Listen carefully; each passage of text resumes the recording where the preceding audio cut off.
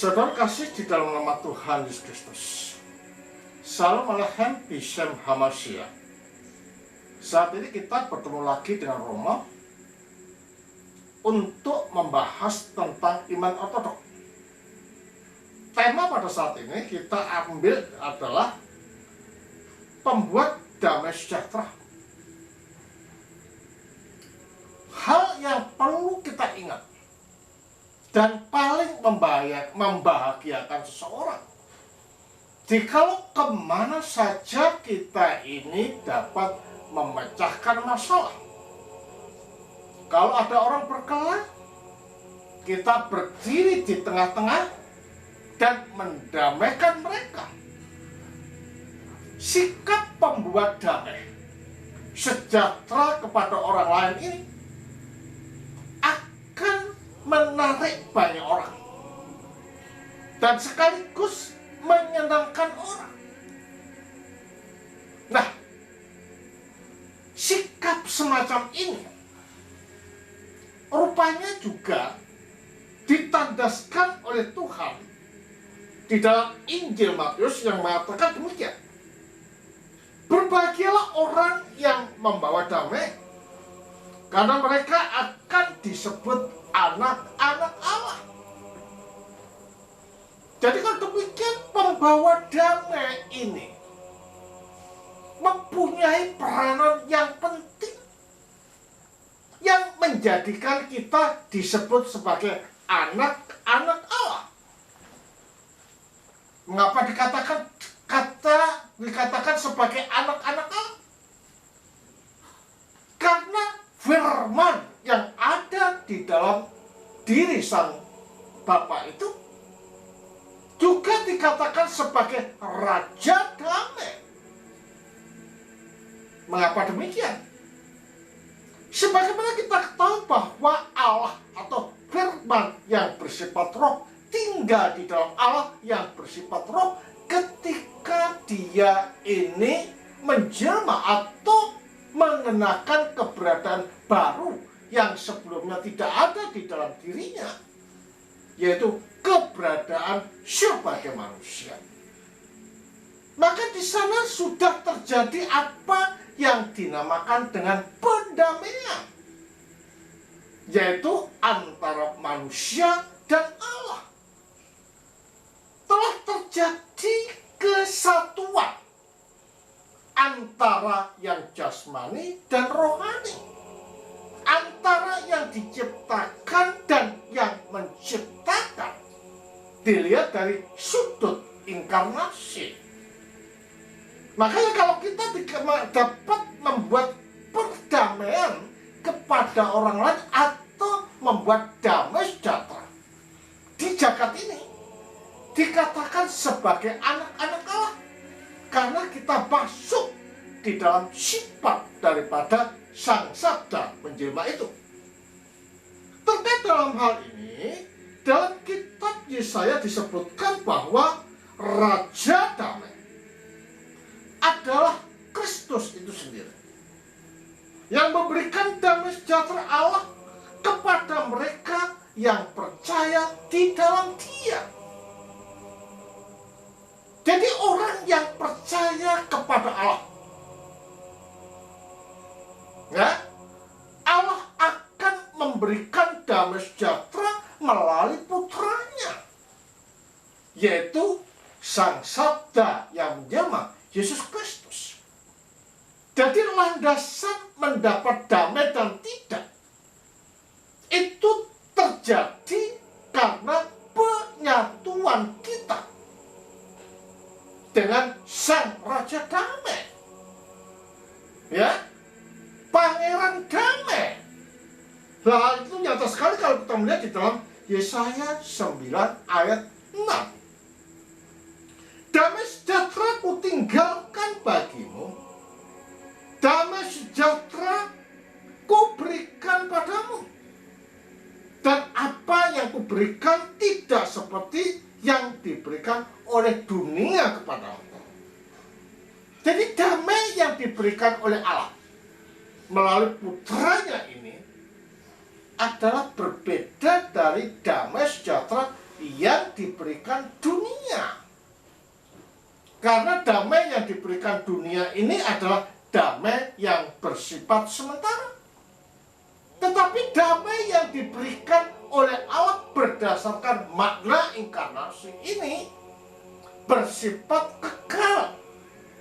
Karena itu menunjuk pada penyatu tunggalan kita dengan Allah melalui sakramen yang diselenggarakan di dalam gereja.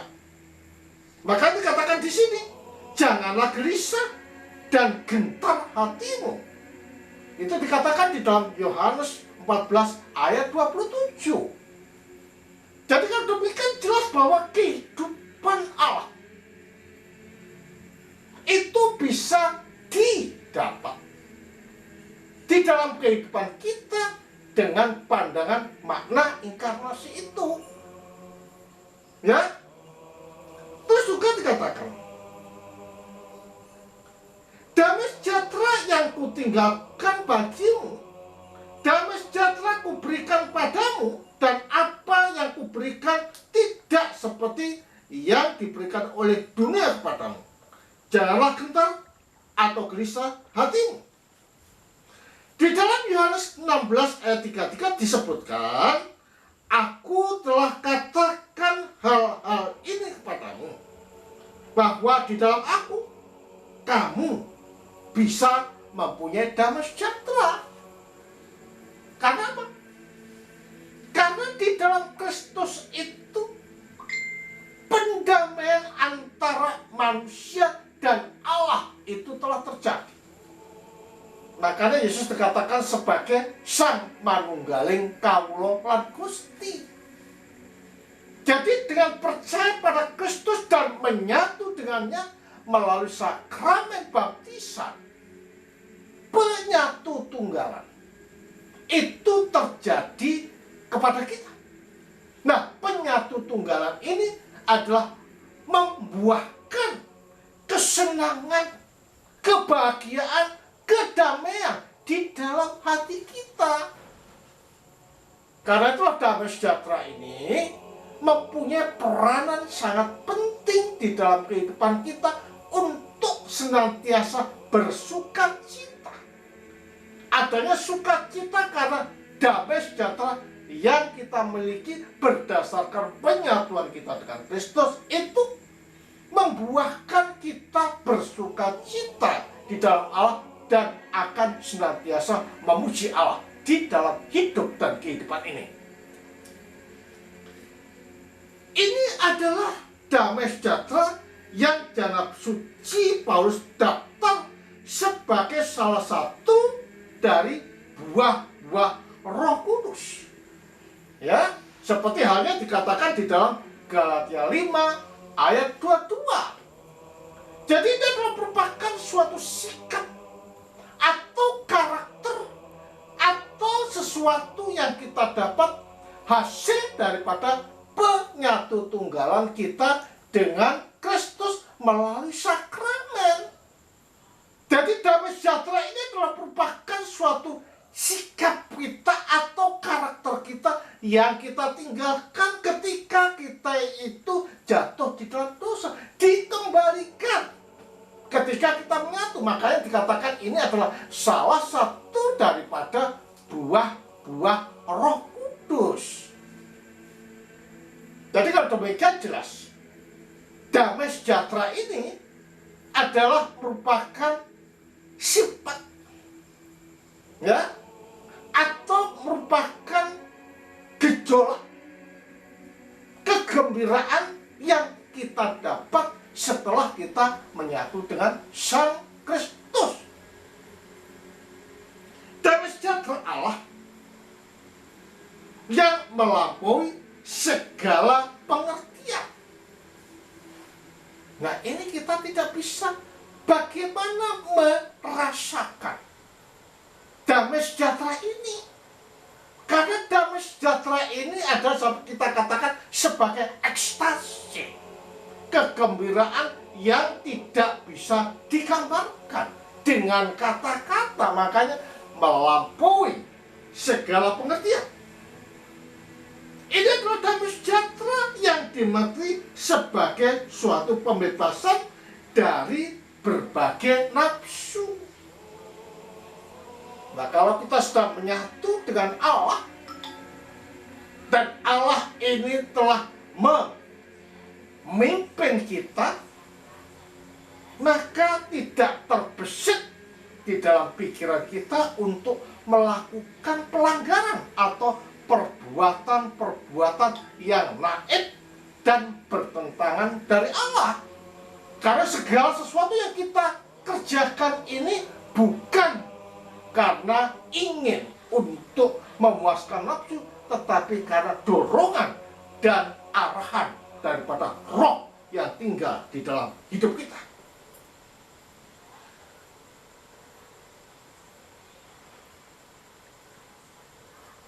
Yang tidak dapat dicapai tanpa tindakan dari Roh Kudus. Makanya saya katakan bahwa damai sejahtera ini bukan usaha kita,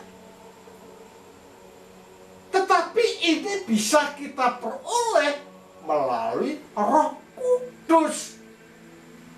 Berarti kalau demikian, damai sejahtera yang dimaksud ini bukan damai sejahtera milik dunia, tetapi milik Allah itu sendiri. Makanya dikatakan bisa membebaskan, bisa menghindarkan kita dari segala nafsu atau keinginan daging yang bertentangan dari apa yang dikehendaki Allah di dalam hidup kita ini.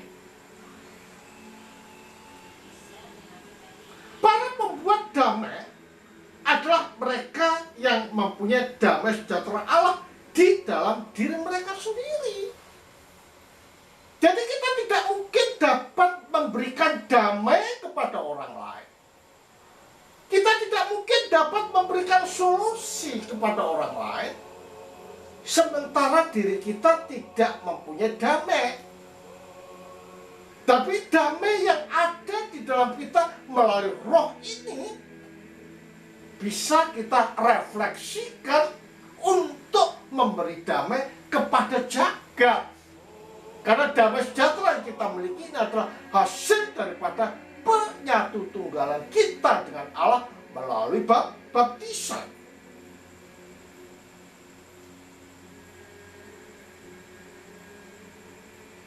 Dan menyebarkan damai sejahtera ini pada mereka yang berada di sekelilingnya. Jadi mereka ingin menularkan,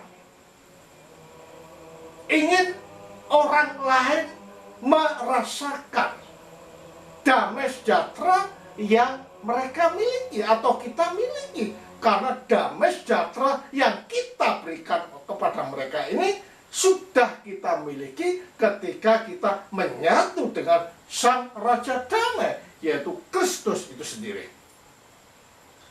Damai sejahtera ini pertama-tama adalah kebebasan dari semua kekhawatiran dan ketakutan. Ya, kalau ada orang merasakan damai, maka tidak ada di dalam hati kita, di dalam batin kita, di dalam benak kita rasa takut dan khawatir. Karena damai sejahtera ini menghilangkan rasa takut, menghilangkan rasa khawatir. Yang ada adalah sukacita karena Allah melalui rohnya ada di dalam hidup kita. Itu adalah damai sejahtera dari mereka yang tidak khawatir tentang hidup mereka. Terus katakan tentang apa yang mereka makan, tentang apa yang mereka minum, tentang apa yang mereka pakai.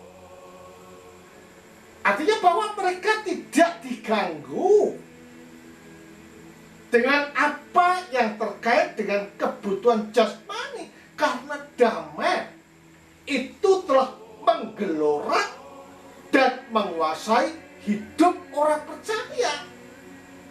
Makanya damai sejahtera ini dikatakan sebagai damai yang melampaui segala pengertian. Kita tidak bisa mengungkapkan, Kita tidak bisa mengucapkan dengan kata-kata, karena memang Allah itu yang masuk melalui rohnya di dalam kehidupan kita, sehingga yang ada sukacita. Itu adalah damai sejahtera. Dengannya hati manusia tak terganggu atau takut akan apapun yang ada. Hal ini di atas sekali ini, kalau kita melihat di dalam Yohanes 14 ayat 27, gak ada rasa takut, gak ada rasa khawatir tentang apa yang kita makan, tentang apa yang kita minum, tentang apa yang kita pakai. Artinya bahwa kehidupan kita hanya fokus kepada Allah demi kesucian dan penyatuan kita terus-menerus dengan Allah.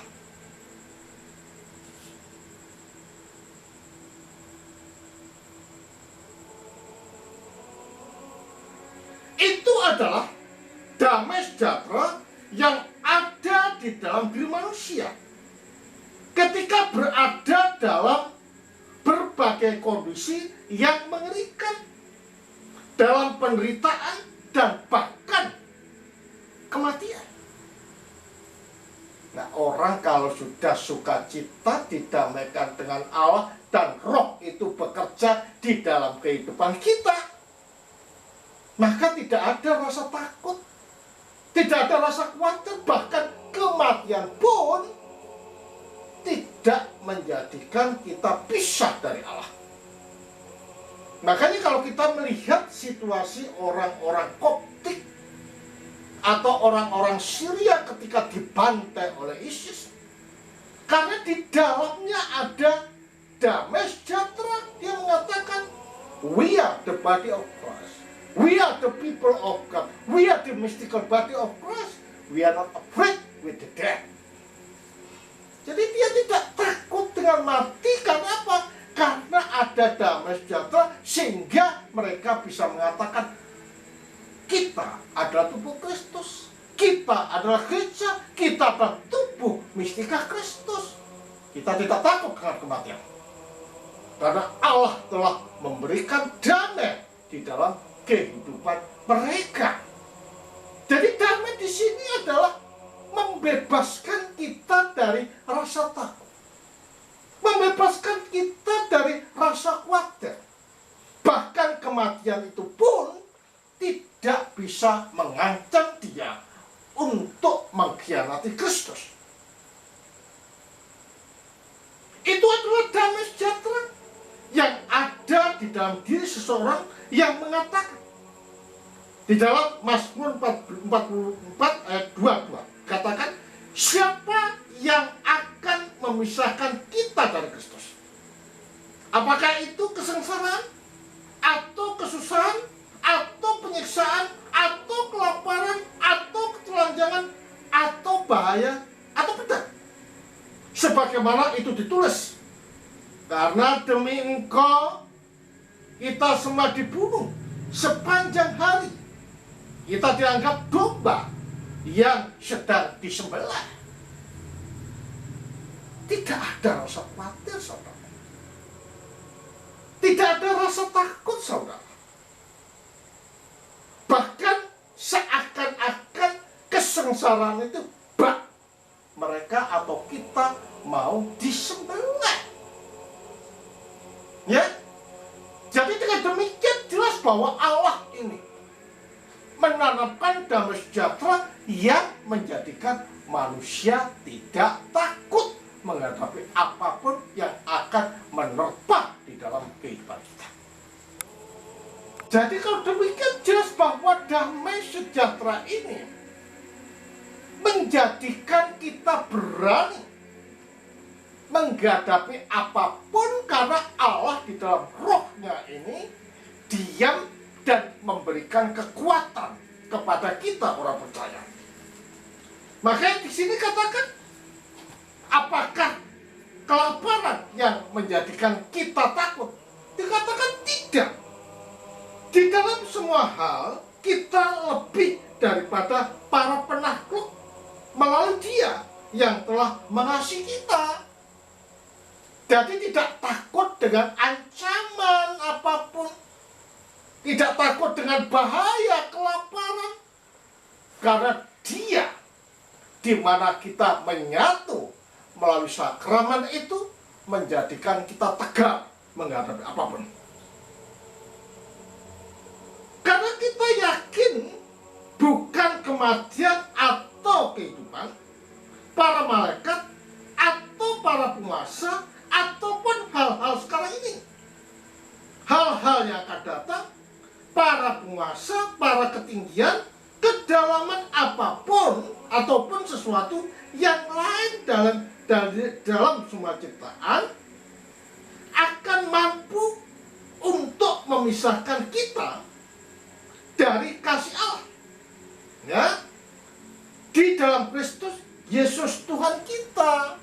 Jadi kelaparan, bencana apapun, seperti halnya sekarang coronavirus, tidak menjadikan kita takut, tidak menjadikan kita undur dan menyalahkan Allah, tetapi kita tetap bersukacita karena Allah melalui Roh-Nya ada di dalam hati kita. Damai sejahtera batiniah Allah bukanlah tak hadir dari konflik yang ada di luar. Hadir Dia dalam keadaan apapun, hadir.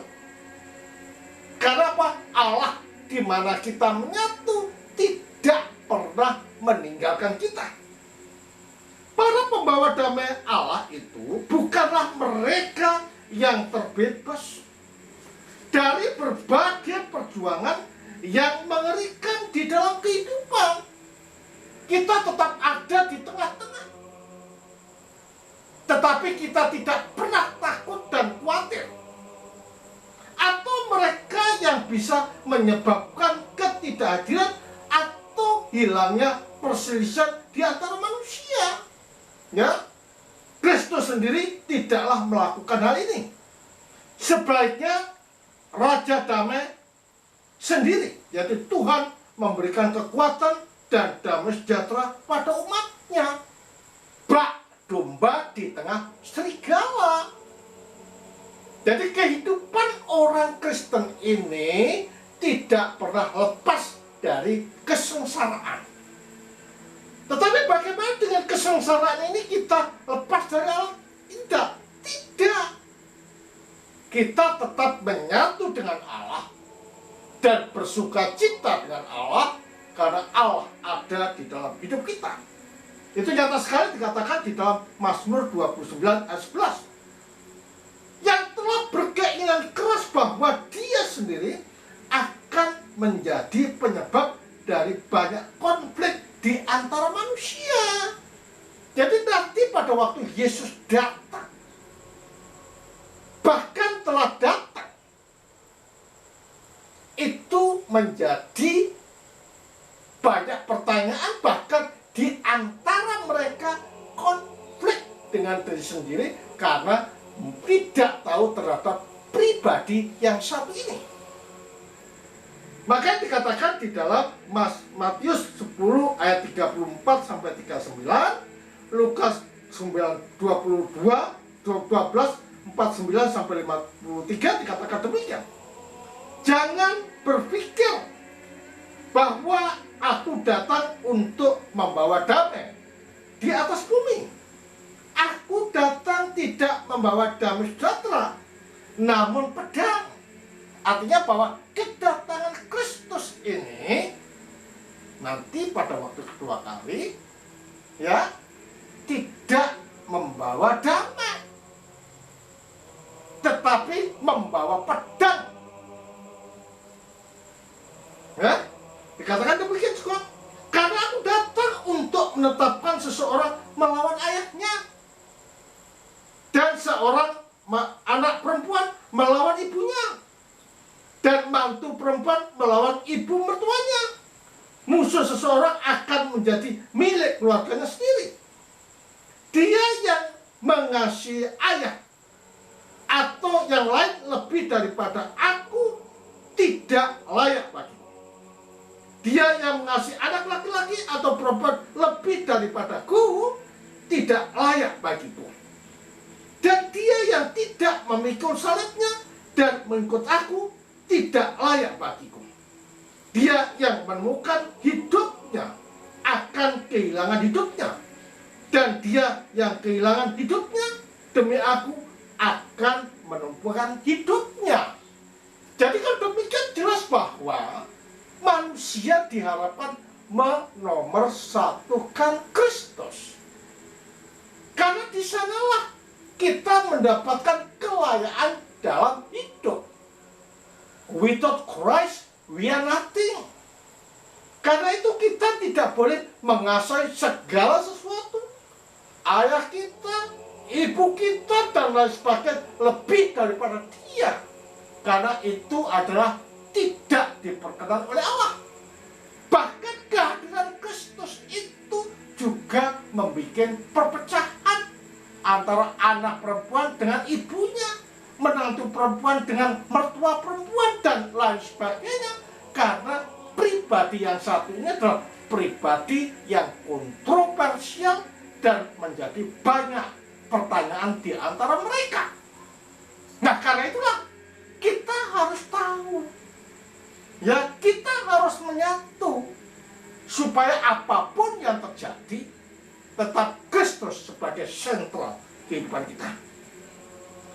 Pembawa damai sejahtera yang terberkati itu adalah orang yang memberi kesaksian bagi Kristus dan memikul salibnya, ya, dan kehilangan hidupnya bagi Tuhan tanpa ada rasa takut. Ya, makanya di sini dikatakan bahwa pembawa damai sejahtera yang terberkati adalah orang-orang yang selalu membuka mulutnya, menyaksikan Tuhan tanpa ada rasa takut. Karena apa yang dikatakan ini adalah merupakan sesuatu yang sangat penting di dalam hidup manusia, agar manusia dapat memperoleh damai sejahtera sebagaimana kita yang memberikan kesaksian sang damai sejahtera itu juga telah miliki. Dia adalah orang yang memasuki konflik semua manusia sampai kesudahan zaman. Jadi kita ini adalah ada di tengah-tengah serigala, tetapi kita tetap ada damai sejahtera meskipun bahaya itu menghimpit kita. Itu dibentengi oleh damai sejahtera Allah.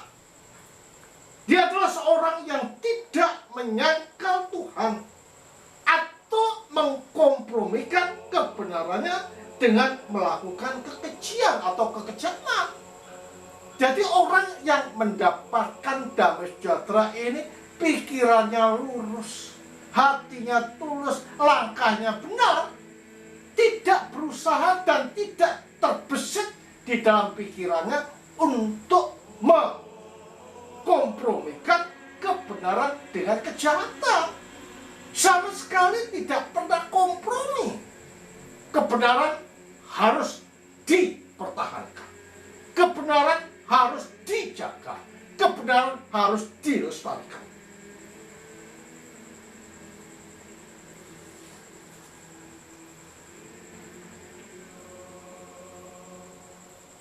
Namun memberikan kesaksian melalui damai sejahtera sendiri di tengah-tengah konflik yang ada, damai sejahtera yang tidak seperti dunia berikan. Jadi damai sejahtera yang ada dan yang didapat oleh orang percaya adalah damai sejahtera dari Allah yang bersifat kekal, bukan dari dunia yang bersifat maya. Dengan demikian, pembuat damai sejahtera itu tidak memprovokasi orang-orang lain pada kejengkelan dan kekerasan. Artinya tidak membuat orang jengkel, tidak membuat orang ini keras, tetapi menjadikan orang memperoleh kesenangan dan kesukaan karena pembawa damai itu selalu membawa orang kepada Allah. Kecuali dengan kebenaran dan kasih dari hidupnya dan meninggalkan semua kejengkelan pada Tuhan. Dia adalah seorang yang mengikuti Yesus dalam mengatasi kejahatan melalui kebaikan. Jadi yang ada dalam pikirannya, yang ada di dalam batinnya, yang ada di dalam langkahnya adalah menebarkan dan mengobarkan mengenai kebaikan. Kalau mungkin sejauh itu bergantung padamu, tinggal dengan damai sejahtera dengan semua. Kekasih tidak pernah balas dendam pada dirinya sendiri. Namun serahkan saja pada murka Allah. Karena itu tertulis, balas dendam adalah milikku. Aku akan membayar kembali kepada Tuhan. Dikatakan di dalam Imamat 19 ayat 18, Ulangan 32 ayat 35. Tidak. Kalau musuhmu lapar, berilah makan dia.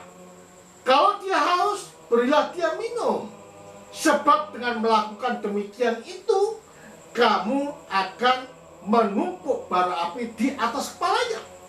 Juga dikatakan di dalam Roma 12 ayat 18 sampai 21, jangan dikuasai oleh kejahatan, namun atasilah kejahatan itu dengan kebaikan. Artinya bahwa di dalam diri orang yang mempunyai damai sejahtera tidak terbesit untuk membalas dendam kepada orang lain. Bahkan orang yang memusuhi kita pun harus kita kasihi, sebagaimana Allah itu mengasihi orang berdosa. Ya, dalam membuat damai sejahtera, pembuat damai sejahtera sendiri adalah anak Allah, seperti Tuhan Yesus sendiri, yang secara paradoks dan tidak dapat dihindari adalah penyebab dari banyak skandal dan perselisihan. Dari satu sisi, Yesus itu melalui gerejanya senantiasa memperhatikan orang lain, tetapi diri Yesus sendiri itu penyebab daripada perselisihan dan skandal. Karena apa? Karena banyak orang yang tanya, tetapi mereka tidak tahu siapa Yesus ini. Makanya Yesus dikatakan sebagai pribadi yang unik dan kontroversial dari dulu sampai sekarang. Nah, atas dasar inilah, saudara, maka kita ini patut bersyukur karena Allah melalui Yesus yang kita percaya ini senantiasa menanamkan damai sejahtera di dalam hidup kita, sehingga kita tidak merasa takut, tidak merasa khawatir, bahkan dengan kematian pun kita tidak takut, karena Allah dan Roh yang ada di dalam hidup kita. Sebagai suatu prinsip, saudara, satukan dirimu terus-menerus dengan Allah melalui Roh, supaya kita senantiasa ada sukacita. Kita tidak ada rasa takut, tetapi kita terus maju hidup suci bersama-sama dengan Allah. Demikian paparan Roma tentang pembuat damai sejahtera. Kiranya ini dapat memberikan suatu nuansa bagi kita untuk senantiasa menyatu dengan Kristus yang adalah Tuhan dan Juru Selamat kita. Kemuliaan bagi Sang Bapa, Sang Putra, serta Sang Kudus. Amin.